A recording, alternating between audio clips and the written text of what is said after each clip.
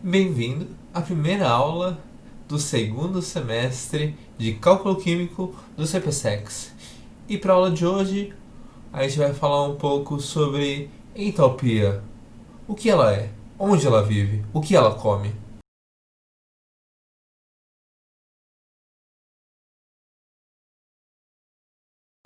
De uma forma bastante geral, entalpia é uma energia que eu tenho dentro de uma molécula. E como qualquer outra energia, eu não sei dizer o quanto de energia eu tenho. Mas eu posso supor o quanto tem. De uma forma mais geral, a gente não tem certeza do que é energia, né?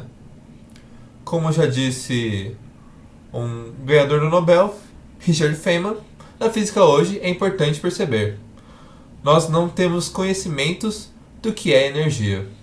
É uma coisa bastante abstrata, né? Energia. Por exemplo, eu tenho um pouco de energia aqui. Pode ser tanto a energia potencial gravitacional, a energia que esse objeto tem para cair, e que ele transforma essa energia potencial em velocidade, como outras milhares de energias, por exemplo, o próprio calor que tem dentro desse objeto. Claro, essa energia ela está presente em tudo, inclusive nas moléculas que a gente estuda. Então, a gente vai falar agora sobre alguns processos dessa energia. Porque a gente pode não saber quanto tem exatamente de energia, mas a gente sabe alguns processos que ela passa. Um desses processos é trabalho, que vocês já devem ter visto na aula de física, e outro processo é o calor. É quando a nossa reação vai dar ou receber o calor. Primeiro, eu vou falar sobre processos exotérmicos. Como o nome sugere, exo é para fora, térmico é relacionado ao calor. Então, um processo exotérmico é aquele que libera calor. Bastante conhecido é a própria combustão. Como vocês podem ver aqui, vocês não podem ver, mas vocês sabem como é. Ele libera um calor, ele esquenta, né? São vários os processos exotérmicos, incluindo os de combustão, que é quando pega fogo em alguma coisa. Mas, por exemplo, quando você mistura um ácido e uma base, normalmente você também tem um processo exotérmico, porque aquela solução ali ela vai esquentar. E é isso que a gente quer saber: o quanto ele esquenta. Não o porquê, mas qual a quantidade que ele esquenta para a quantidade de coisas que reagem, sabe? É sobre isso. Mas basicamente, exotérmicas são reações que liberam calor. Lembrando, não são só reações que são exotérmicas, existem processos exotérmicos. Por exemplo, o gás se condensando em água. É um processo exotérmico, porque se o gás ele tem muito calor, ele vai liberar esse calor em alguma superfície que vai permitir que ele condense na superfície. No final, quando você, por exemplo, põe a tampa da panela, a tampa ela começa a esquentar e a água começa a condensar na base, embaixo da tampa da panela. Isso é o gás passando para o estado líquido e não só isso, ele jogando calor para o exterior. Isso é um processo exotérmico. Outro processo exotérmico é quando você transforma um líquido e solidifica ele. Porque para ele solidificar, ele precisa mandar energia para fora. Então, ele se transforma em um sólido. E isso, ele precisa liberar bastante energia. Tanto que ele passa de um estado que ele tem energia para um estado que ele tem menos energia. E essa energia, ela não só some. Como Lavoisier já disse, nada se cria, nada se perde, tudo se transforma e isso serve para energia também. E o processo endotérmico? O processo endotérmico, como o nome também sugere, endo seria para dentro e o térmico é relacionado ao calor. Então é um processo que ele absorve calor quando ele vai fazer. Um processo bem clássico de coisas absorvendo calor e transformando em outra coisa, reagindo, é, por exemplo, quando você pega aquele legume para refogar e ele fica com outro gostinho, às vezes ele queima também. Isso é um processo endotérmico. Ele absorve o calor da panela para virar outra coisa. É uma reação onde você tem um começo com pouca energia e um final, um produto com mais energia. Isso também serviria para processos assim como a reação exotérmica. Se exotérmico seria eu transformar o gás em líquido e o líquido em sólido, o endotérmico seria eu justamente deixar o gelo do lado de fora da geladeira e aí ele ir derretendo. É endotérmico por quê? Porque ele vai pegar esse calor que existe ao redor e ele vai começar a passar para o estado líquido. E para ele passar para o estado líquido, que é um estado com mais energia, ele precisa absorver energia. E por isso, endotérmico. E aí é um processo que ele absorve calor, ele agrega valor nas moléculas dele. Agrega calor, não valor. E do líquido para o gasoso também. É ele pegando o calor e se transformando em um gás. Por exemplo, água fervendo. Até porque para você fazer a água ferver, você precisa dar energia de fato para a água, né? Por isso que a gente põe ela no fogão e acende fogo. É você dando energia para a água. Mas esse é o básico. São as ideias. Agora a gente vai pôr as ideias num papel. Melhor, na tela. A gente agora entendeu o que são processos exotérmicos e o que são processos endotérmicos. Mas como eu vou medir isso, né? Na química a gente fala muito sobre medir. Então, a gente vai medir isso também. E para isso eu vou usar um equipamento bem conhecido, que é o calorímetro. O calorímetro ele não passa de um sistema termicamente isolado, ou seja, não existem trocas de calor como de fora para dentro do sistema. Então, independente do clima lá de fora, o que acontece lá dentro não vai trocar de calor com o que está fora. Então não vai se perder calor para o ambiente de fora. O calor que está lá dentro ele foi gerado lá dentro, ou ele foi perdido lá dentro, agregado lá dentro. Bom, esse calorímetro ele não é só um recipiente isolado. Ele é um recipiente isolado e eu posso pôr um becker dentro dele e ele vai ter um buraquinho para pôr um termômetro. E aí, ali naquele becker eu posso fazer uma reação acontecer. Por exemplo, uma reação de ácido e base. Quando essa reação ocorre, eu posso usar meu termômetro para perceber se existe uma diferença de temperatura ali naquela reação. Às vezes a reação ela é exotérmica e ela esquenta a solução. Ou seja, eu vou perceber no meu termômetro que a temperatura vai subir. Agora, se for uma reação endotérmica, eu vou perceber que vai estar uma temperatura e ela vai cair. E eu vou calcular a energia da reação por essa diferença de temperatura usando uma fórmula que vocês já conhecem. Essa fórmula é o Q igual a mc delta T. Ou seja, o calor ali daquele sistema é igual a massa vezes o calor específico vezes a variação de temperatura.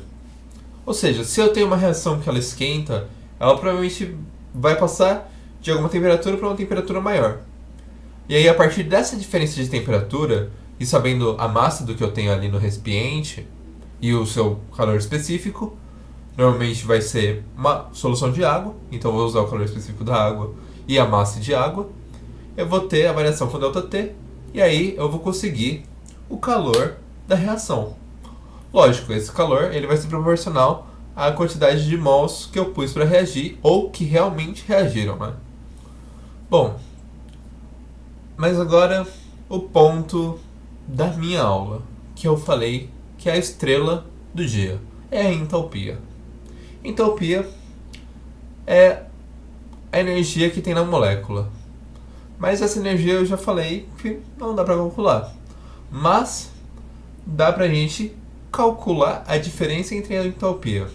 Até porque eu vou levar em conta, por exemplo, que numa reação exotérmica, por exemplo, eu vou ter os reagentes, eles vão formar o produto e além desse produto vai ter o calor. E esse calor é a minha variação de entalpia. Porque esse calor ele não surge do nada, né? Ele estava ali nos reagentes, só que em forma de uma energia daquelas moléculas. pode ser até a energia da ligação das moléculas, porque existe uma certa energia para manter aquela molécula inteira e estável. E aí, quando essas energias são quebradas e outras ligações são feitas, sobra um pouco de calor, que era uma energia que tinha antes e agora se perdeu. Não que se perdeu, mas que agora que virou um produto da reação. Ela vai ser dissipada pelo ambiente, para o ambiente. No caso também de uma reação endotérmica seria o contrário. Seria eu pegar os reagentes mais um tanto de calor e isso virar os produtos, sem aquele calor inicial, porque o calor foi agregado nas moléculas de alguma maneira a fazer novas ligações. E como a gente calcula a variação de entalpia? Bom, a gente calcula achando esse calor, o tanto de calor que se perdeu ou que foi produzido. Mas a gente também pode calcular a partir de uma entalpia das moléculas. Se eu pegar a entalpia dos reagentes e a entalpia dos produtos. Claro, eu vou pegar a entalpia do final menos o inicial, como a gente faz quase toda a diferença. Então vou pegar a entalpia dos produtos e subtrair pela entalpia dos reagentes. Mas agora você vai me perguntar, para que serve a entalpia? Assim, eu falei de uma maneira que parece que entalpia é um negócio que eu acho, mas para que serve, né? Bom, a entalpia serve pra gente conseguir prever o quanto de calor uma reação vai liberar ou o quanto de calor a reação vai absorver. Nas reações exotérmicas, eu vou ter que os reagentes vão se transformar em produtos mais calor. Eu vou ter não só produtos, mas eu vou ter o calor como um produto da reação também. E aí, eu vou ter que no começo da reação, eu tinha mais entalpia, porque as minhas moléculas elas tinham mais energia, que quando se transformaram em produtos foi liberado em calor. Então, se no começo eu tenho mais energia e no final eu tenho menos energia, e eu pegar o final menos o inicial, eu vou ter pouca energia subtraída por um negócio que tem mais energia. Isso vai dar um ΔH negativo. Ou seja, quando eu tenho uma reação exotérmica, que é uma reação que libera calor, ela sempre vai ter o ΔH negativo. Ou seja, quando eu for calcular a diferença de entalpia das moléculas de uma reação, das moléculas dos reagentes e as moléculas do produto, eu vou prever se essa reação vai ser exotérmica ou endotérmica. Exotérmica vai ser se ela passar de um estado com mais energia para o menos energia, ou seja, se o ΔH for negativo, ela vai ser uma reação exotérmica. E aí tem duas maneiras de eu representar isso. Eu posso tanto dizer que A vira B mais calor, ou seja, eu estou dizendo que ela é endotérmica de uma maneira a colocar o calor na equação química, ou eu posso dizer ainda que o A produz o B e isso tem um ΔH menor que zero. Lembrando que a única coisa menor que zero são os números negativos. Outra forma bastante comum de ser representado é mostrando um gráfico de energia. Lá em cima eu vou ter uma energia mais alta e lá embaixo as energias mais baixas. E aí, se a reação é exotérmica, ela passa de um nível de energia alto das moléculas, ou seja, aqui vai ser os reagentes, e ele vai passar para o nível de energia mais baixo, que é a dos produtos. E aí, se o ΔH está indo para baixo, ele é negativo. É uma reação exotérmica.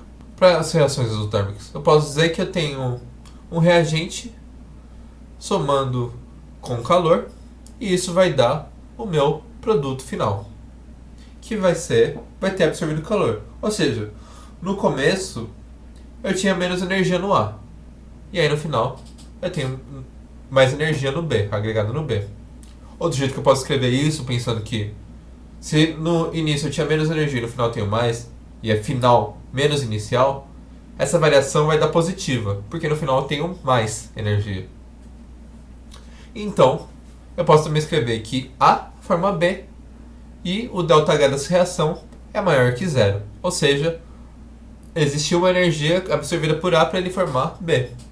E aí no final eu tenho mais energia, por isso ΔH positivo. E para o mesmo gráfico, eu vou ter de energia, eu vou ter os reagentes aqui embaixo. E aí eles vão aumentar a energia deles, formando os produtos que estão ali em cima.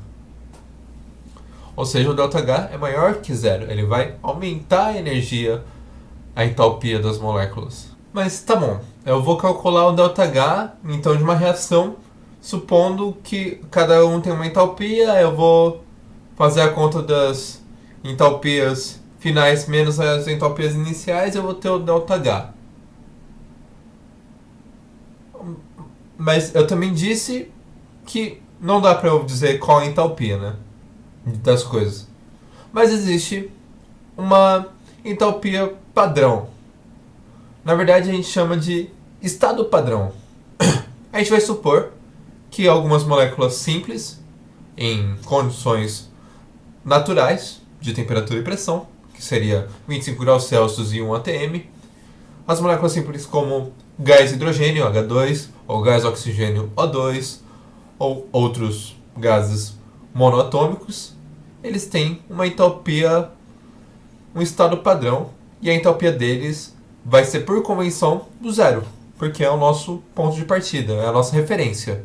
Eles vão ser a nossa referência. Formando outras moléculas a partir disso, eu consigo achar a entalpia padrão de formação. E claro, essa entalpia padrão de formação, então, ela é achada pegando, por exemplo, as moléculas simples e transformando ela na molécula que eu quero achar essa entalpia padrão de formação.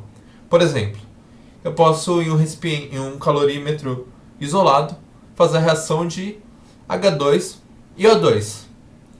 Essa reação ela é uma reação exotérmica, porque é uma combustão. E ela forma água, H2O. E a partir dessa reação, eu consigo dizer qual é a entalpia padrão da água, de formação da água, a partir da reação de H2 com O2. Bom, eu fiz essa reação de H2 com O2. E aí eu tive mais ou menos menos 286,6 kJ por mol liberados nessa reação. Ou seja, eu vou ter um H2 reagindo com meio O2. E lógico, pensando que se eles estão nas condições naturais de 25 graus Celsius e 1 atm, os dois são gasosos. Isso é bastante importante lembrar. O estado físico das coisas vai dizer muito sobre a entalpia deles também. Porque, de novo, mudança de estado é um processo que libera ou absorve calor. Enfim. E aí eu fiz essa reação e deu 286,6 kJ por mol dessa reação. O que eu vou fazer para achar a entalpia padrão da água? Primeiro, eu vou partir do pressuposto de que as entalpias das moléculas H2 e O2 são zero. Ou seja, é o nosso ponto de partida, zero. Então eu vou pegar a entalpia dos produtos, que é a entalpia da água, que eu não sei, e subtrair a entalpia dos meus reagentes, que é zero. E isso vai dar 286,6. Menos 286,6. Importante lembrar desse sinal menos, porque é uma reação exotérmica. E aí, eu vou descobrir que, como não tem nada para subtrair do menos 286,6, a minha entalpia de formação de água é menos 286,6 kJ por mol. Lembrando que esse por mol é bastante importante, né? A gente quer saber o quanto de energia eu preciso para cada mol para eu ter a formação da água. Bom, e normalmente no vestibular, quando for falado sobre entalpia padrão de formação, normalmente o vestibular vai te dar os valores das entalpias. E aí, a partir desses valores, ele vai, talvez você tenha que supor se é uma reação exotérmica, se é uma reação endotérmica, ou às vezes você vai ter que passar por esse rolê de descobrir qual é a entalpia de formação, né? Ele pode te dar a energia, e aí ele vai pedir para você fazer a conta de ΔH, que vai ser a entalpia final menos a inicial, e aí você vai ter que descobrir qual é a entalpia. Isso é um exercício bastante comum no vestibular. Mas claro, ele não vai só cobrar a termoquímica. Ele vai pegar todos os seus conhecimentos que você já teve até agora no cálculo químico. Ou seja, você vai ter que lembrar que essa variação de energia ela é proporcional às moléculas. Como eu disse, a entalpia de formação ela é kJ por mol. Não é à toa que é por mol. Quer dizer que quando eu tiver 2 mol, eu vou ter mais energia sendo liberada ou mais energia sendo absorvida, o dobro. E se eu tiver 4 mol, eu tenho 4 vezes mais energia sendo liberada ou 4 vezes mais sendo absorvida.